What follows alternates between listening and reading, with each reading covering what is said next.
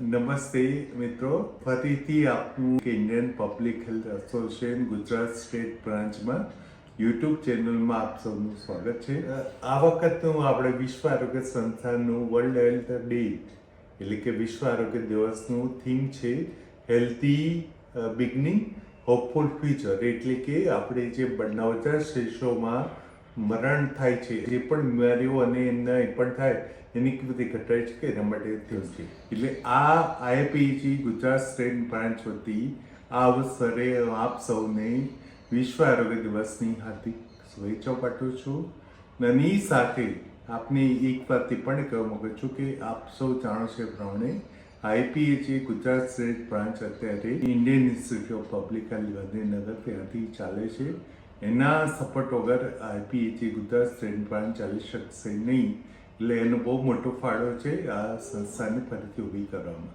એટલે આપણે એના ડાયરેક્ટર અને એના બધા સ્ટાફનો હાર્દિક હું આઈપીએચએ તરફથી ધન્યવાદ કરું છું કે અમને આ ફાળો આપી અને સંસ્થાને એટલે કે આઈપીએચએ ગુજરાત સ્ટેટ બ્રાન્ચને આગળ લઈ જવામાં મદદરૂપ બન્યા. એવી જ રીતે હવે આજના વિડીયોમાં આપણે જોઈશું એ પ્રમાણે સૌથી પહેલાં અમે ગુજરાત સરકારના મોટા અધિકારી એટલે કે ડૉક્ટર નયન જાની જે હાલમાં અધિક નિયામક તરીકે ફરજ બજાવે છે એનો સંદેશો સાંભળીશું. સાથે સાથે ગુજરાત રાજ્યમાં કામ કરતી એક મોટી એનજીઓ કે જે લોકોના માટે કામ કરે છે સેવા રોડ ઝઘડિયા ભરૂચ ખાતે, અને એના વતી પણ આપને આ સંદેશો આપવામાં આવશે.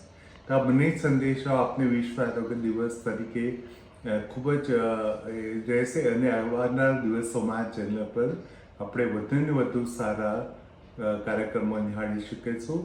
તો આપ સૌને ફરીથી મારી એક રિક્વેસ્ટ છે કે ચેનલને સબસ્ક્રાઈબ ના કરી હોય તો કરી દો. ત્યારે તમે લાઈક કરો અને શેર કરો. મેક્સિમમ લોકો સુધી ગુજરાતમાં પહોંચાડીએ એવી આપ સૌને પ્રાર્થના. આ સાથે નમસ્કાર. 2025 જે વિશ્વ આરોગ્ય સંસ્થા છે એનો એક થીમ છે કે આ વખતે માતૃ બાળ કલ્યાણ સેવાઓ ખૂબ સારી રીતે લોકો સુધી પહોંચે અને તમામ જે માતાઓ છે, સગર્ભા માતાઓ અને બાળકો એ ખૂબ હેલ્ધી એટલે કે તંદુરસ્ત રહે, એમનું આવનારું ફ્યુચર પણ ખૂબ તંદુરસ્ત હોય એ પ્રકારનો આ થીમ છે. આ જે 7મી એપ્રિલ 2025ના દિવસે આનું એક સેલિબ્રેશન પણ થાય અને લોકોને જાણકારી થાય કે એક સગર્ભા માતા એ ખૂબ એના જે સગર્ભા માતા અવસ્થા દરમિયાન કાળજી લે તો બાળક પણ એક તંદુરસ્ત જન્મે, તંદુરસ્ત સમાજનું નિર્માણ થાય. આ પ્રકારનું આ જે થીમ એ ખૂબ જ આવકાર્ય છે. આ જો આપણે સાર્થક કરવું હોય, માતા આરોગ્ય અને બાળ આરોગ્ય જેને ખૂબ સારી રીતે સુદૃઢ કરવું હોય અને રાજ્યમાં માતા મરણ ન થાય, બાળ મરણ ન થાય અને તંદુરસ્ત માતા, તંદુરસ્ત સમાજ રહે, એના માટે દરેકનું યોગદાન જરૂરી છે. સામાજિક જે કાર્યકરો હોય, પોલિટિકલ કમિટમેન્ટ હોય, તંત્ર છે, આરોગ્ય તંત્ર છે, એ બધાના સહયોગથી મને વિશ્વાસ છે કે આ વર્ષને આપણે સારામાં સારું એક વિશ્વ આરોગ્ય સંસ્થાએ જે થીમ આપ્યું છે એને સેલિબ્રેટ કરી અને રાજ્યમાં માતા મરણ, બાળ મરણને વધુમાં વધુ અટકાવીશું, નહિવત સુધી લઈ જઈશું અને તમામે તમામ જે સગર્ભા માતાઓ છે એ હેલ્ધી રહે, એમની જે તંદુરસ્તી છે એના લીધે બાળકની પણ તંદુરસ્તી ખૂબ સારી રહે, એકદમ વેલકમ સાઇન છે. તો આ પ્રકારનો જે આ સંદેશ છે એ ખૂબ અગત્યનો છે.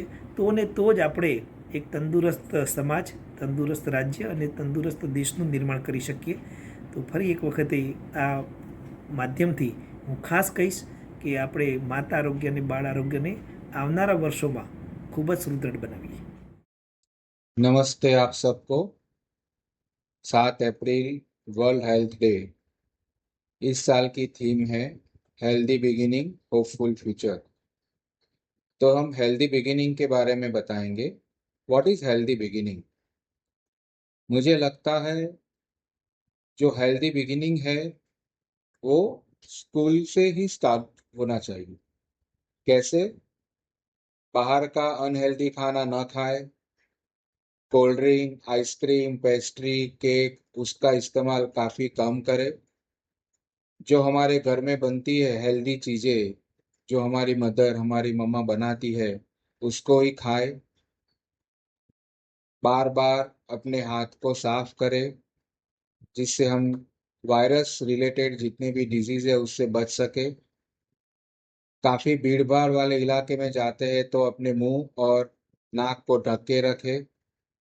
जब भी बाहर से आते हैं तो अपने हाथ पैर अच्छी तरह से धो लें। जो वयस्क लोग हैं वो अपना ब्लड प्रेशर डायबिटीज साल में एक बार मपाए, और जिसका भी डायबिटीज ब्लड प्रेशर जैसी बीमारी है वो हर 3 महीने नियमित जांच करे। जिस तरह से डॉक्टर ने दवाइयाँ लिखी है उस तरह से वो दवाइयाँ ले। खुद डॉक्टर न बन जाए, गूगल को डॉक्टर न बनाए, क्योंकि वो हमारे हेल्थ के लिए अच्छा नहीं है। ऐसी छोटी छोटी चीज़ अगर हम ध्यान में रखेंगे तो आने वाला फ्यूचर काफ़ी अच्छा रहेगा। मैं तो ये भी उम्मीद करता हूँ कि एटलीस्ट हर महीने घर में जितने भी लोग हैं सभी का वजन हो, तो हमें पता चले कि हम अपने उम्र के हिसाब से, अपनी ऊंचाई के हिसाब से हमारा जो वजन है वो सही है, कम है या ज़्यादा है। अगर ज़्यादा है तो उससे कम कैसे करें उसके बारे में सोचना चाहिए। अगर बहुत कम है तो डॉक्टर की सलाह लेनी चाहिए कि वजन क्यों कम है, हमें कोई ऐसे डिजीज़ तो नहीं है जिसकी वजह से हमारा वजन बढ़ नहीं रहा है। कई बार हमारा वजन हमारे माता पिता के हिसाब से होता है, लेकिन हेल्दी प्रैक्टिस करनी चाहिए। हफ्ते में एटलीस्ट 4 या 5 दिन हमें 30 से 40 मिनट तक एक्सरसाइज करनी चाहिए।